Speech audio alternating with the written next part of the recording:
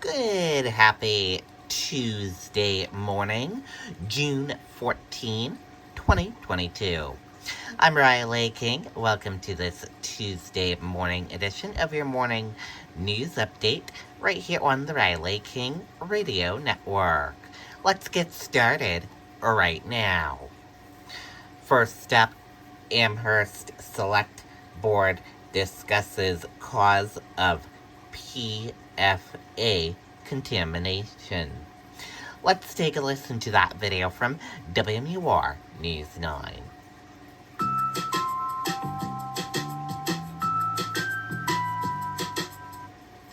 Well, the town of Amherst says it will continue to give out bottled water to homes that may have contaminated wells with PFAS. Those chemicals have been detected in several properties around the fire station on Amherst Street. It's believed that came from the firefighting foam the town used to use.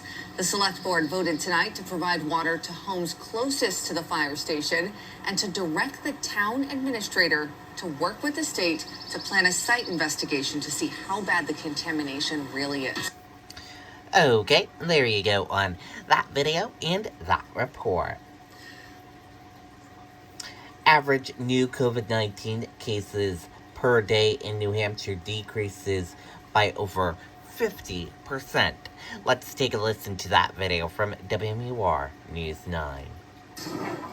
So the COVID-19 pandemic tonight, the state announced more than 600 new cases confirmed through medical facilities over the weekend. But the daily average for New Hampshire is down more than 50% in the last month. There are sadly 2 new deaths to report tonight. 90 COVID positive patients are in hospitals right now. 21 of them are receiving COVID specific treatment. Okay, and there you go on that video and that report. My best friend there. New Hampshire graduate surprises parents with second commitment speech in college. Let's take a listen to that video from WMUR News 9. Taking the podium at graduation, Welcome Senior Class President Ishan Chatterjee to deliver the class address. not once, And I say, yeah, I'm excited, but I'm also a little nervous. but twice. It was surreal. I was kind of overwhelmed. Bedford native Ishan Chatterjee gave his first graduation speech in 2018 at Bedford High School. His parents were proud. Speech to a pretty decent reception. I didn't really know where to go from there. I was like, I hope I don't peak in high school, So 4 years later, and with a little encouragement from a friend to audition for the student commencement speaker at the University of Miami, he did it again. I knew in the back of my head at that moment when I got the call that I think it would be a good opportunity to surprise my parents and just not tell them until the day of. Careful planning went into making sure the surprise wasn't spoiled.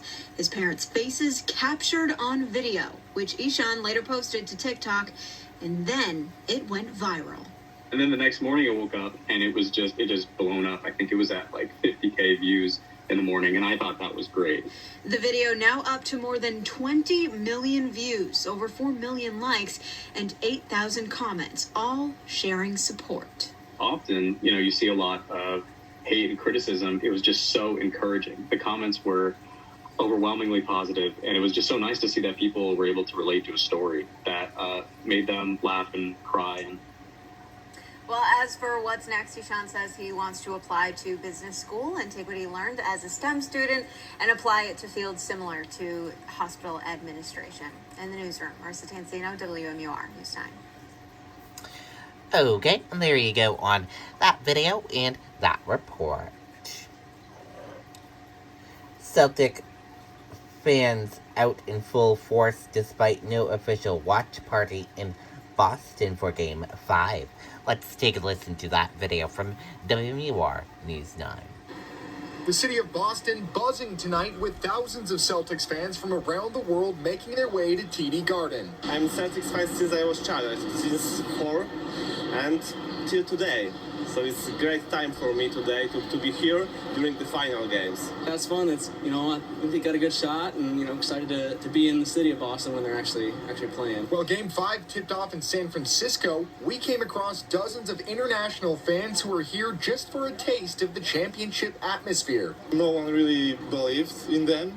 They started really slow, and then they turned it around. Like they turned around the season, and now they're in the finals. It's incredible. Excited to be in Boston, the city, the teams. I came. I hold for is the first Dominican who player in the NBA Finals, and I so happy. My country is happy. The city did not host an official watch party for Game 5 after doing so for the previous games. Boston Mayor Michelle Wu saying the city simply did not have enough time to set one up.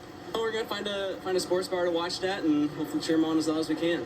Celtics 6, baby. 6. We'll see you right here on Thursday night, baby. I could have sold the ticket 2-3 months ago, $10. Nobody wanted to come with Mr. Celtics. I'm like, okay. And now it's like the biggest ticket in town. And of course, the Celtics and Warriors are tied at 2 games apiece, so fans are hoping they can seal the deal tonight, squeak out that win in Golden State so that they can come home to the TD Garden and hopefully raise championship banner number 18. We're live in Boston tonight. Scott Cook, WMUR News. Where you can surf without... Okay, and there you go on that video and that report.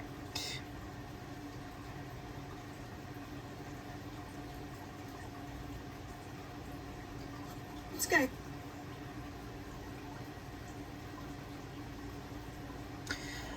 31 alleged white supremacists arrested near Pride event in Idaho.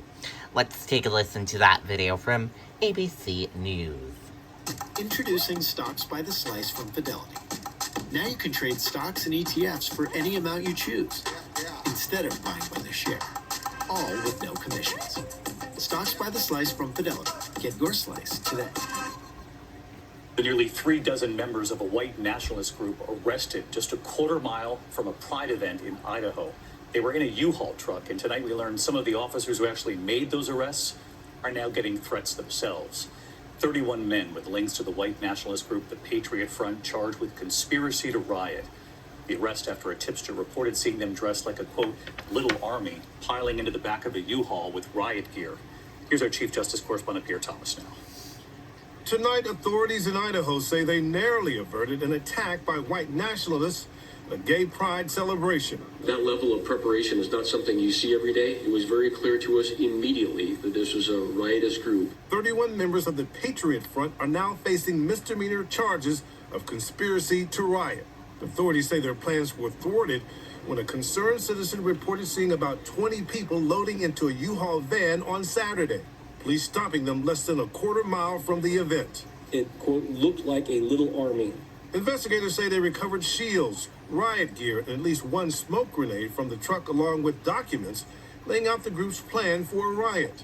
Members traveling to Idaho from 10 other states. The white supremacist group Patriot Front, forming in the aftermath of the Unite the Right rally in Charlottesville in 2017. We are dealing with a very large pool of people here in the U.S. that truly believe in these ideas and at times are willing to act out violently.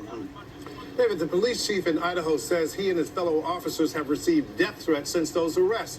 And there's concern tonight that this case symbolizes the worry that pride activities this month could be targeted by hate groups.